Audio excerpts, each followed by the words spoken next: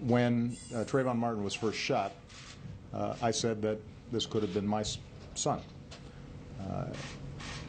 Another way of saying that is Trayvon Martin could have been me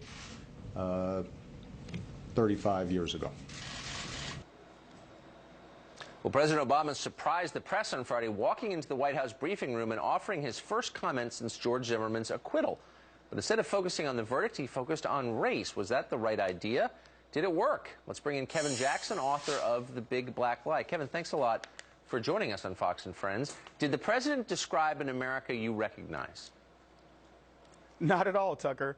You know, black people in America should have about as much interest in Obama's comments on this as they would in reruns of Hee Haw. This is such a ridiculous notion of what he's trying to present. I was talking to the producers earlier, and I said, anybody under 40 in America, a black kid in America, doesn't even recognize what Obama's talking about. Now, you have 4 boys. Did you talk to them about the Zimmerman trial? No, not at all. And the reason is, it would be like asking me, did I talk to them about the 40 or 50 or 70 people that were killed in Chicago, young black teens, since the verdict of Zimmerman. It's of no interest, not in the sense that I don't feel for the tragedies that have occurred, but we don't talk about that, you know, unless it just happens to come up. That trial was insignificant to us because it goes on. This is the type of thing that, quite frankly, happens in America. Zimmerman did, you know, had a tragedy occur, but other than that, it wasn't really a news story in our family. Right. Now, if you read the press accounts today in the New York Times or Politico or any liberal outlet, they are holding up the president as a sort of spokesman for the black experience in America. Do you think that's accurate? No, of course it's not. Barack Obama's closeness to the black community has been pretty well chronicled.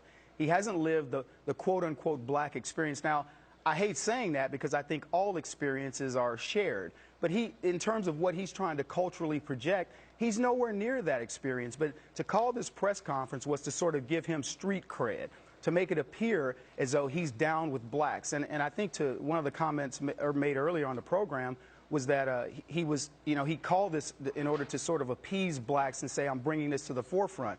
But the fact of the matter is, it's purely a political ploy to say that, you know, hey, I'm down with you. We're going to take a look at this case, knowing that there is no case here.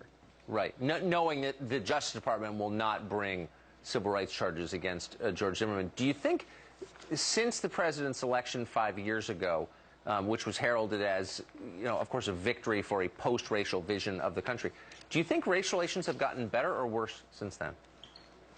It's nice setup question, Tucker. Of course it's worse. It's worse in every case. And I was listening to you earlier, harken this back to the 1950s.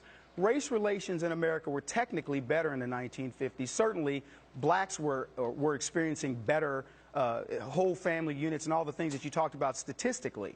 And here we are, black president, many people in the black community who've proven that America is the land of opportunity if you choose to work at it.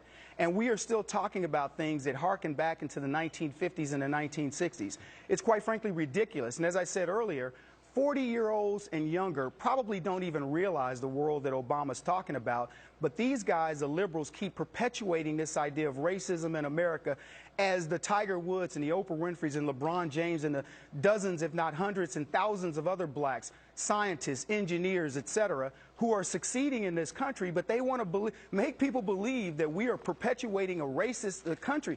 It's ridiculous. And Obama should have actually been speaking about how this country has overcome all of that. But instead, he's fomenting it. It's so interesting. I think even people who didn't vote for Obama, didn't agree with him, thought that his election really would begin a new conversation, the kind of conversation you just described. And yet it's so striking that we are sort of stuck in the same place we were, rhetorically anyway, when I was a kid. Yeah, you know, and it was funny because he makes, in his speech, he makes reference to this idea that, you know, almost as if, forget the history that we've overcome. You know, when he talked about, for example, clicking of the doors and being followed in stores, and it's almost like he says, forget the actual facts that 3% of the blacks in this country are committing 50% of the crime. There's a reason why a lady clutches her purse. There's a reason why people lock their doors when they see a horde of young black teens coming from them. And oh, by the way, it's not just white people doing that. Black people do the same thing. Yep. So again, it's placating all these notions that you're delusional if you believe that crime, you know, that you're going to get carjacked by a black kid. Yep. That's not delusion. That's reality. Kevin Jackson joining us from St. Louis. Really appreciate it. Thank you. My pleasure, Tucker.